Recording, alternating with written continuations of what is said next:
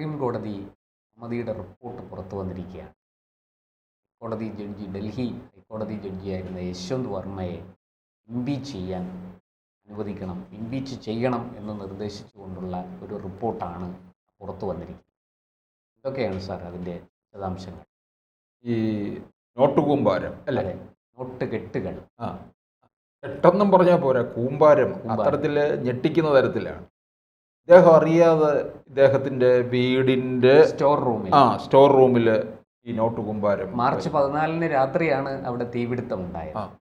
അദ്ദേഹം അറിഞ്ഞില്ലെന്നല്ലേ പറയുന്നത്? നോട്ട് കൂമ്പാരം എങ്ങനെ വന്നു എന്നറിയില്ല. അപ്പോൾ സുപ്രീം കോടതി സമിതി കൊടുത്ത റിപ്പോർട്ട് അനുസരിച്ച് ഈ സ്റ്റോർ റൂമിന്റെ പരിപൂർണമായ നിയന്ത്രണം അദ്ദേഹത്തിന്റെയും കുടുംബാംഗങ്ങളുടെയും കൈവശമാണ്. അപ്പോൾ അവിടെ ഈ നോട്ട് കൂമ്പാരം വന്നത് എങ്ങനെയാണെന്ന് അദ്ദേഹം അറിഞ്ഞില്ല, അദ്ദേഹത്തിന് അറിയില്ല എന്ന് പറയുന്നത് വിശ്വസിക്കാൻ ബുദ്ധിമുട്ടുണ്ട്. പ്രത്യേകിച്ച് ഒരു ജസ്റ്റിസിന്റെ വീട്ടിനകത്ത് അത് ആർക്കും കയറാൻ പുറമേ കനത്ത സെക്യൂരിറ്റി ഉള്ള സാധിക്കത്തില്ല. അതെ. പിന്നെ മാർച്ച് 14 രാത്രി 11:30 തീപിടുത്തം.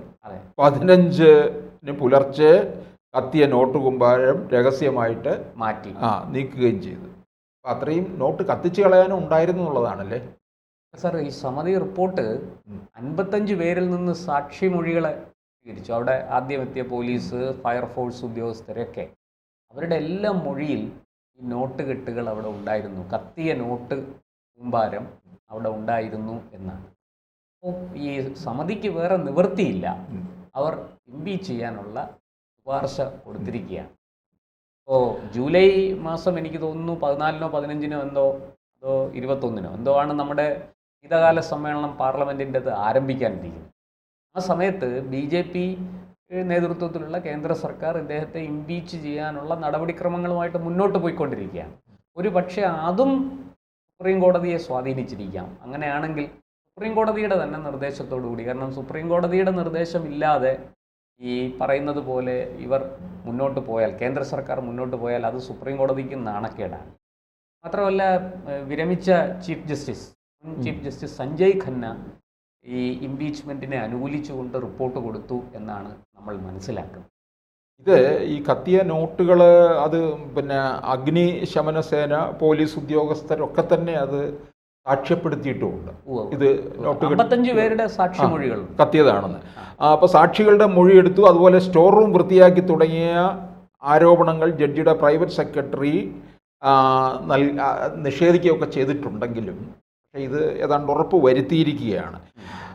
പഞ്ചാബ്, ഹരിയാന ഹൈക്കോടതി ചീഫ് ജസ്റ്റിസ്, അതുപോലെ മറ്റ് പലയിടങ്ങളിലും ഒക്കെ അടങ്ങിയ സമിതിയാണ് ഈ വിഷയം ഇത് കൈകാര്യം ചെയ്യുന്നത്. ഇത് ഇംപീച്ച് ചെയ്യണമെന്നുണ്ടെങ്കിൽ അതിൻ്റെതായ മറ്റ് ചില നിയമവശങ്ങൾ കൂടി ഇല്ലേ ഇതിനകത്ത് വരുന്നുണ്ട്. ഇനിയിപ്പം നമ്മുടെ പാർലമെൻറ്റിൻ്റെ 2 സഭകളിലും, രാജ്യസഭയിലും ലോക്സഭയിലും ഇത് 3/2 ഭൂരിപക്ഷത്തോടെ അംഗീകരിക്കപ്പെടണം. തുടർന്നാണ് രാഷ്ട്രപതിക്ക് ചെല്ലുന്നത്. ഇദ്ദേഹം ഇപ്പോൾ അലഹബാദ് ഹൈക്കോടതിയിലേക്ക് ഇദ്ദേഹത്തെ യശ്വന്ത് വർമ്മയെ സ്ഥലം മാറ്റിയിട്ടുണ്ട്. അവിടെ ജുഡീഷ്യൽ പവർ അദ്ദേഹത്തിന് പരിപൂർണമായിട്ട് ഉപയോഗപ്പെടുത്താൻ സാധിക്കുന്നില്ല. അതിൽ നിന്നെല്ലാം അദ്ദേഹത്തെ മാറ്റി നിർത്തിയിരിക്കുകയാണ്. പക്ഷെ അങ്ങോട്ടേക്ക് സ്ഥലം മാറ്റി എന്നുള്ളത് മാത്രമാണ് ഇദ്ദേഹത്തിനെതിരെ സ്വീകരിച്ച നടപടി. പക്ഷെ ആ സ്ഥലം മാറ്റുമ്പോൾ തന്നെ അതിനകത്ത് പല കാര്യങ്ങളും നമുക്ക് സംശയിക്കേണ്ടി വരും. പലതും ഇല്ല, ചിലപ്പോൾ അതെ അതിനകത്ത് കേസ് മാറി മറിയുമോ എന്നുള്ളതും വരും. ഇതെനിക്ക് തോന്നുന്നു ഇത്തരത്തിലുള്ളൊരു സംഭവം ചരിത്രത്തിൽ തന്നെ ആദ്യമായിരിക്കാം. ഇത്തരത്തിൽ ഒരു ജഡ്ജിയുടെ വീട്ടിൽ നിന്ന് ഇങ്ങനെ കുറേ പണം കണ്ടെത്തുക, അതും കത്തിയ നോട്ടുകൾ കണ്ടെത്തുക, അതിൻ്റെ പേരിൽ ആ ജഡ്ജി ഇംപീച്ച് ചെയ്യപ്പെടുക, ഇതൊക്കെ എനിക്ക് തോന്നുന്നു ഇന്ത്യൻ ജുഡീഷ്യറിയുടെ ചരിത്രത്തിൽ തന്നെ ആദ്യത്തെ സംഭവമായിരിക്കും. ഇത് അനധികൃത സമ്പാദ്യമല്ലേ? അതറിയില്ലല്ലോ സാർ നമുക്ക്. കാരണം സ്റ്റോർ റൂമിനകത്ത് കൂമ്പാരം ഇടുക എന്ന് പറഞ്ഞു കഴിഞ്ഞാൽ അനധികൃത സമ്പാദ്യമായി. ഇദ്ദേഹം നിയമമെല്ലാം അറിയുന്ന ആളല്ലേ.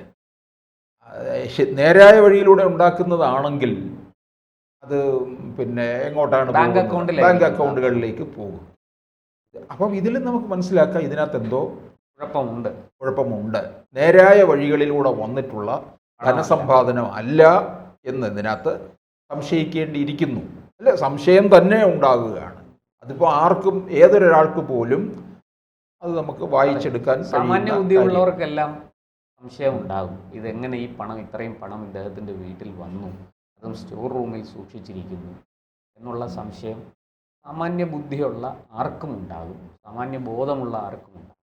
എന്തായാലും ഇക്കാര്യത്തിൽ സുപ്രീം കോടതി ചീഫ് ജസ്റ്റിസും ഇപ്പോൾ സുപ്രീം കോടതി നിയോഗിച്ച ആ സമിതിയും, അന്വേഷണ സമിതിയും ഒക്കെ കൃത്യമായ റിപ്പോർട്ട് കൊടുത്തിട്ടുണ്ട്. ഇനിയിപ്പോൾ അത് കേന്ദ്ര സർക്കാരിൻ്റെ കോർട്ടിലാണ്.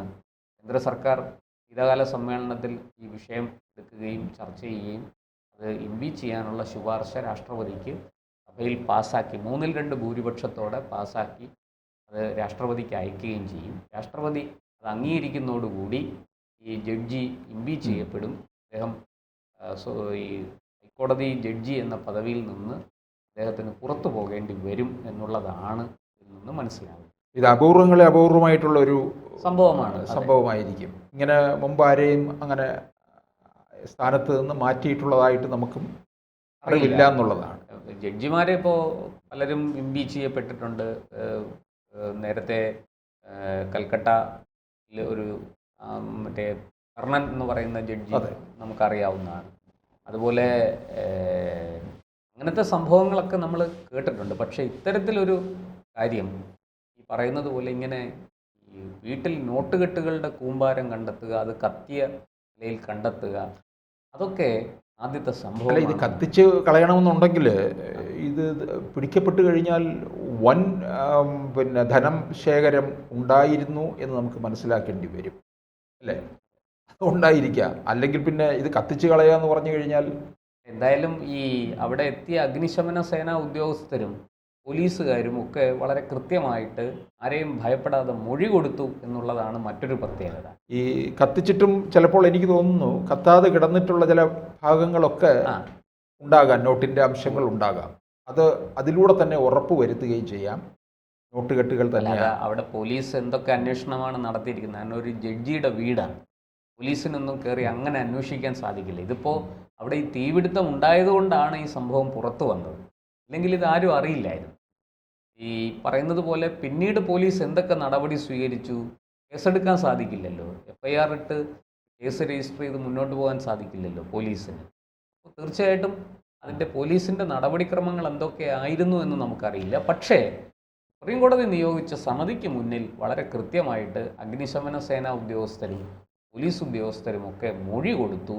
55 പേരുടെ മൊഴി ഈ ജഡ്ജിക്ക് എതിരാണ് എന്നുള്ളതാണ് നമുക്കിതിൽ നിന്ന് മനസ്സിലാകുന്നത്. അല്ല, ഈ ഇത് കത്തി പടർന്നു എന്ന് പറയുമ്പോൾ ആ നോട്ട് കൂമ്പാരത്തിൻ്റെ വലിപ്പം നമുക്ക് ഊഹിക്കാവുന്നതേ ഉള്ളൂ. അത് തീപിടുത്തം ഉണ്ടായതുകൊണ്ടാണല്ലോ പുറത്തറിഞ്ഞത്. അപ്പോൾ ആ നോട്ട് കൂമ്പാരത്തിൻ്റെ ബാഹുല്യം ഒന്ന് ആലോചിച്ച് നോക്ക്, എത്രത്തോളം ഉണ്ടായിരുന്നു. കൃത്യമായ കണക്ക് പോലും ഈ ജസ്റ്റിസിന് പോലും ഉണ്ടാകത്തില്ല, എത്ര കത്തിയെന്ന് പോലും. അത് കണക്കിൽപ്പെടാത്ത തരത്തിലുള്ള സമ്പാദ്യം കത്തിപ്പോയത് എത്രയെന്നും അറിയുന്നില്ല എന്നുള്ളത്.